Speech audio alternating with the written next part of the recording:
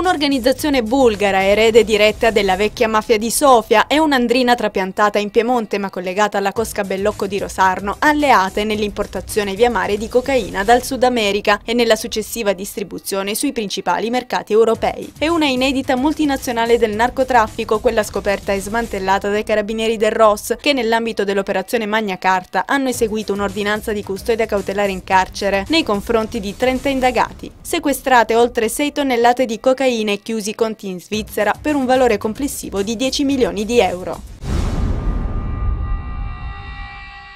È morto Luigi Aleardi, 26 anni, rimasto ferito in un agguato compiuto ieri sera a Cassano allo Ionio. Il decesso è avvenuto nella notte nell'ospedale Annunziata di Cosenza. Nel momento dell'agguato il giovane stava facendo rientro a casa alla guida del suo fuoristrada. Aleardi, già noto alle forze dell'ordine per piccoli precedenti nello spaccio di stupefacenti, era ritenuto vicino, secondo quanto riferito dagli investigatori, alla cosca Fora Stefano dell''Ndrangheta. Gli inquirenti restano cauti sul movente dell'omicidio.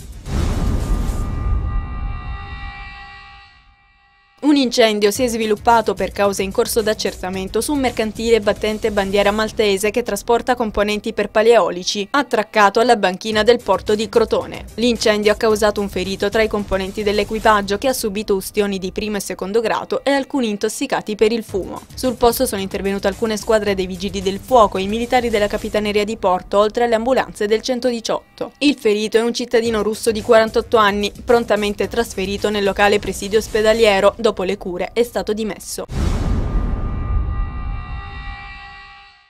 Si è svolta oggi nel Salone dei Lampadari di Palazzo San Giorgio a Reggio Calabria una conferenza stampa sul progetto Obiettivo Occupazione. Il sindaco Demetrio Arena ha spiegato che il comune ha firmato 18 nuove sottoscrizioni con 18 imprese del territorio. Era il 2003 quando l'amministrazione comunale, al tempo guidata dal sindaco Scopelliti, in base alla legge numero 350, assegnava all'ente Regino un contributo straordinario quindicennale di 7.500.000 euro finalizzato al sostegno dell'economia e dell'occupazione. Oggi si riprende quel progetto e, senza rifare un altro bando, si fa scorrere la graduatoria, consentendo così a 18 regini di entrare a far parte di note aziende locali.